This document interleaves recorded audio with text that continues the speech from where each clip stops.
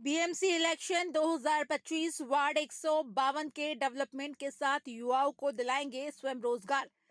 मुंबई में होने वाले बीएमसी चुनाव 2025 में वार्ड 152 से बीजेपी का चुनावी टिकट मांग रहे युवा बीजेपी नेता राज सदाशिव लोखंडे का कहना है वो इस पार्टी में नए नहीं है, बचपन में आरएसएस की शाखा से जुड़े थे और बड़े होने पर बीजेपी में सक्रिय कार्य कर रहे हैं। उनका यह भी कहना है उनके पिता पूर्व सांसद सदाशिव लोखंडे का राजनीति जीवन भी बीजेपी से ही शुरू हुआ है और वह आज गठबंधन वाले पक्ष में ही है। यदि राज लोखंडे को मौका मिलता है तो वो वार्ड 152 के स्लम भाग का डेवलपमेंट करेंगे, साथ ही सरकारी योजनाओं के मार्फत युवाओं को स्वरोजगार दिलाएंगे। नमस्ते. मी राज सदाशिव लोखंडे. मी चेंबूरमध्येच राहणार आहे आणि मी 152 जो अनुसूचित जाती खुल्या प्रवर्गासाठी राखीव आहे तिथून मी इच्छुक आहे आणि मी खूप वर्षापासून म्हणजे लहानपणापासून राष्ट्रीय स्वयंसेवकामध्ये स्वयंसेवक म्हणून कार्यरत आहे आणि भारतीय जनता पार्टीचा जो युवा मोर्चाचा मी अध्यक्ष होतो आणि आता सक्रिय भाजप सदस्य आहे. पहिलं तर जो 152 जो वॉर्ड अनुसूचित जाती खुल्या प्रवर्गासाठी जो राखीव आहे त्याच्यामधून मी इच्छुक आहे. तर त्या वॉर्डमध्ये प्रमुख समस्या ही आहे की मोठ्या स्लम आहे या इथे सिद्धार्थ कॉलनी चा, तर तो डेव्हलपमेंटचा जो इश्यू आहे तर तो क्लस्टर बेस मध्ये करून आपण जर केला त्याला तर तो प्रॉब्लेम सॉल्व्ह होऊ शकतो. परत तिथे लाईट आणि पाण्याची पण समस्या आहे तर तो आपण मार्गी लावू शकतो. तर तिथे सरकार म्हणजे महाराष्ट्र सरकार आणि केंद्र सरकार ह्याच्या थ्रू जर आपण तिथे एखादा प्रकल्प केला तर तो प्रॉब्लेम सॉल्व्ह होऊ शकतो. आणि मग नंतर इथे ग्राउंड आहेत, सपोज गांधी मैदान आहे तर तिथे जे ती ग्राउंडची जी अवस्था आहे खूप दयनीय. तिथे मध्ये काम झालं पण काम काय दिसत नाही तिकडे. तर तिथे आपण जर जॉगिंग ट्रॅक किंवा लोकांना मुलांना लहान मुलांना खेळण्याची व्यवस्था जर केली तर तिथे जे रहिवासी आहेत तर त्यांना चांगली सुविधा उपलब्ध होऊ शकते. आणि जे रोडची जी समस्या आहे, जे रोड आहेत आणि फुटपाथचा इश्यू आहे आणि जो हॉकर्सचा इश्यू आहे चेंबूर स्टेशनचा इथे, ती मोठी समस्या आहे.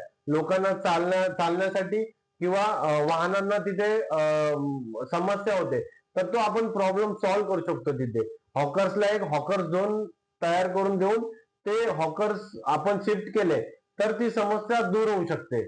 तर हे आम्ही करणार आहोत. नवतरुण आणि नवतरुणी युवती यांच्यासाठी आपण जे सुशिक्षित बेरोजगार आहेत तर त्यांच्यासाठी आपण ज्या सीएमच्या फंड मध्ये जे कौशल्य विकास निधी आहे तर तो वापरून आपण त्यांना खाण्याचे स्टॉल असतील किंवा वेगवेगळे प्रकल्प असतील ह्याच्या मार्फत आपण त्यांना रोजगार उपलब्ध करून देऊ शकतो. महिलांसाठी जो बचत गट असतात त्यांच्या मार्फत विविध उद्योगधंद्यांसाठी त्यांना कर्ज उपलब्ध करून देऊ शकतो. अशा वेगवेगळ्या ज्या स्कीम आहेत मग त्या बीएमसीच्या असू दे किंवा महाराष्ट्र शासनाच्या असू दे केंद्राच्या, त्या तिन्ही मर्ज करून आपण चांगलं युवकांसाठी रोजगार आपण उपलब्ध करून देऊ शकतो.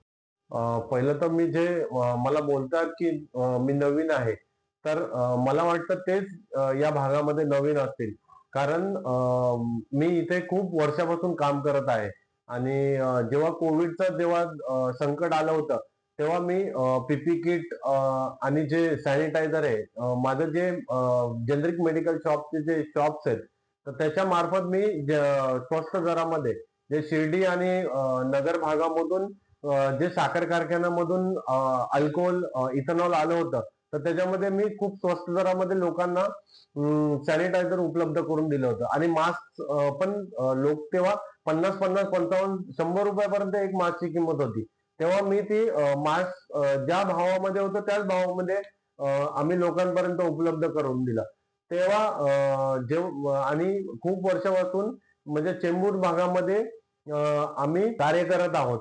माझे वडील सदाशिव किसन लोखंडे हे भारतीय जनता पार्टीमध्ये हसू अडवाणी जे भारतीय जनता पार्टीचे आमदार होते आणि जे माजी मुंबई अध्यक्ष आणि माजी अर्थमंत्री होते तर त्यांच्या सानिध्यामध्ये त्यांची वाटचाल चालू झाली आणि चेंबूरमधूनच त्यांची वाटचाल चालू झाली.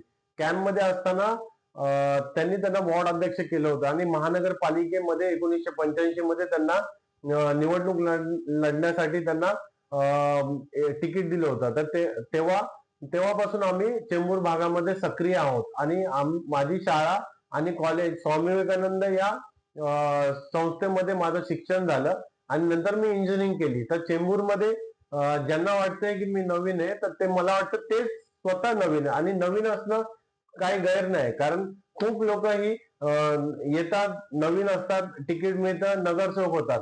नवीन माणसाला जेव्हा संधी मिळते तेव्हा तो एक्सपिरियन्स होतो त्यांना. नगरसेवक, आमदार, खासदार सगळे नवीनच असतात. त्याच्यामुळे गैर नाही की नवीन असणं.